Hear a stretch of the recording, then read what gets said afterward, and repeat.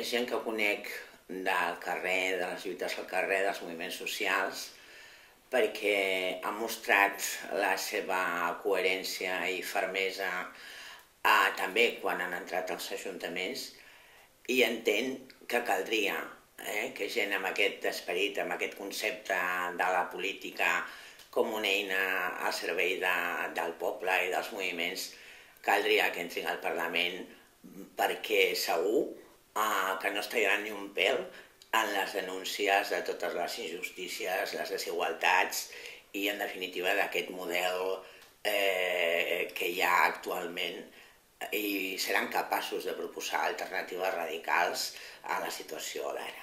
Perquè la CUP és el que menys assembla a un partit polític, i soc dels que penso que cal buscar noves formes d'organització per participar en política. Em considero un home molt afortunat perquè he tingut una gran família i tinc uns grans amics, i entre els meus amics hi ha el que encapçala la llista, el David Fernández, i a més, el dia que la vaig veure ja em va acabar de convèncer, l'últim, el que la tanca, també és un gran amic, el meu mestre, August Matamala.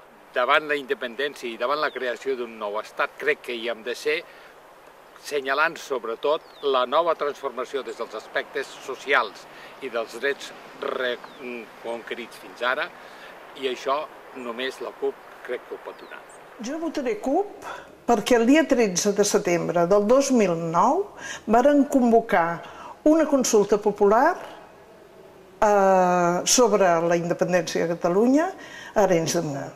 Del mateix any varen convocar-ne una altra 167 municipis. El 28 de febrer del 2010 varen promoure una altra consulta a 80 municipis més.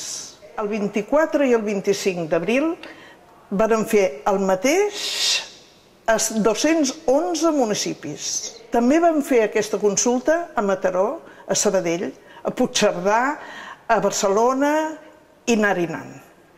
Jo votaré CUP perquè em varen entusiasmar amb les consultes sobre la independència de Catalunya que varen fer als Països Baixos, que varen fer al Quebec, a Irlanda, a Suïssa i a Hamburg. I jo votaré CUP perquè ells eren els que fa molts anys que deien que volien una Catalunya independent i encara ho continuen dient.